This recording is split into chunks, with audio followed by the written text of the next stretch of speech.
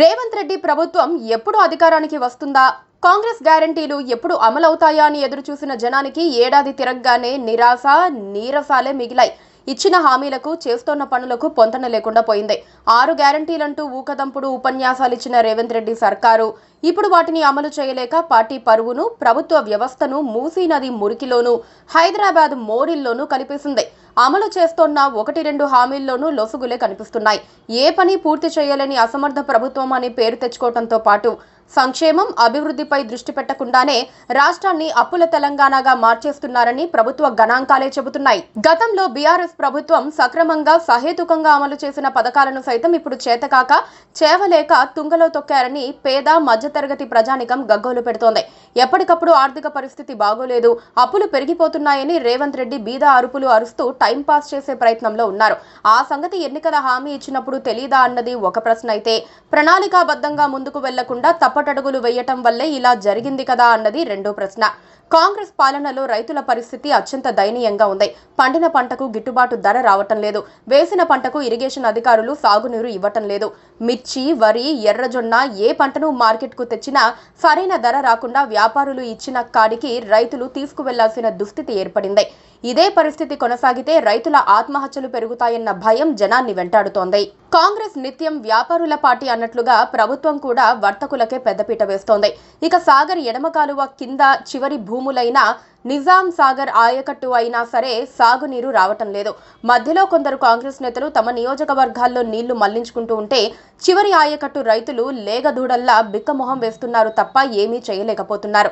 Personal పబ్లిసిటీకి ప్రాధాన్యమిస్తోన్న మంత్రులు రైతుల గోసను వినటం లేదు. ఎకరానికి ₹1,00,000 నష్టపోతోన్న రైతులు చాలా మంది ఉన్నారు. వాళ్ళంతా రేవంత్ రెడ్డి ప్రభుత్వానికి శాపనార్థాలు పెడుతున్నారు. బడ్జెట్లోనూ రైతులకు అన్యాయమే జరిగింది. వ్యవసాయ కేటాయింపులు పెద్దగా లేవు.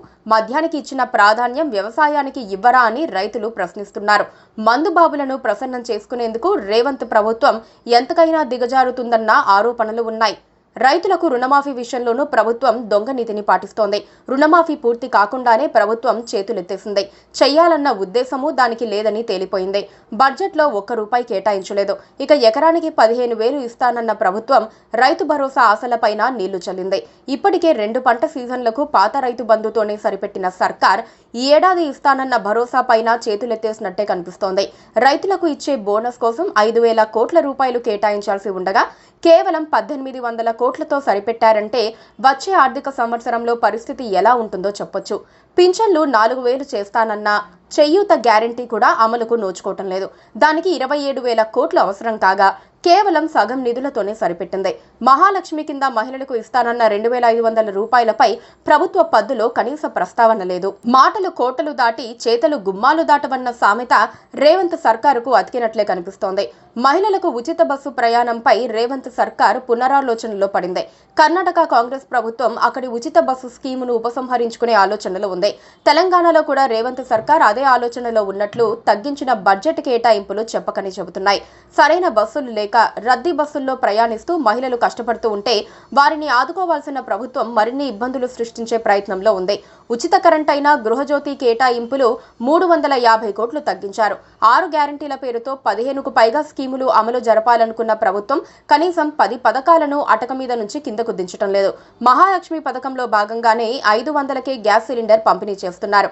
ఈ పథకానికి నిరుటి బడ్జెట్లో 723 కోట్లు కేటాయించిన సర్కారు తాజా బడ్జెట్లోనూ అంతే మొత్తం కేటాయించింది. ప్రస్తుతం ఈ పథకం కింద 42 లక్షల మంది లబ్ధిదారులు ఉన్నట్లుగా రాష్ట్ర ప్రభుత్వం వెల్లడించింది.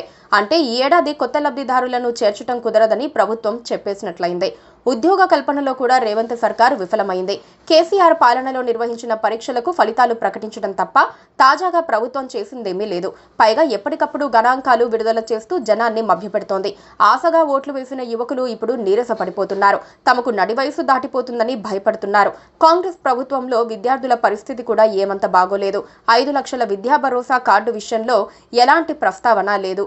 యంగ్ ఇండియా ఇంటిగ్రేటెడ్ పాఠశాల నిధులను 11,600 కోట్ల నుంచి 2,900 కోట్లకు తగ్గించారు. అప్పులు చేయటంలో మాత్రం రేవంత్ ప్రభుత్వం నెంబర్ 1గా నిలిచింది. 2024 నుంచి 25లో అప్పులు దాదాపు 60,000 కోట్లు అవుతోంది.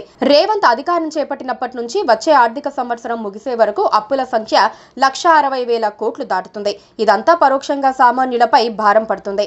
ధరల నియంత్రణ దారి తప్పుతుంది. జనానికి సంక్షేమ కార్యక్రమాలు దూరం అవుతాయి. అందుకే రేవంత్ ప్రభుత్వం పట్ల జనంలో వ్యతిరేకత రోజు రోజుకు పెరుగుతోంది. Please do subscribe to. Please do subscribe to. Please do subscribe to. Please do subscribe to. Please do subscribe to. Please do subscribe to KTV Telugu.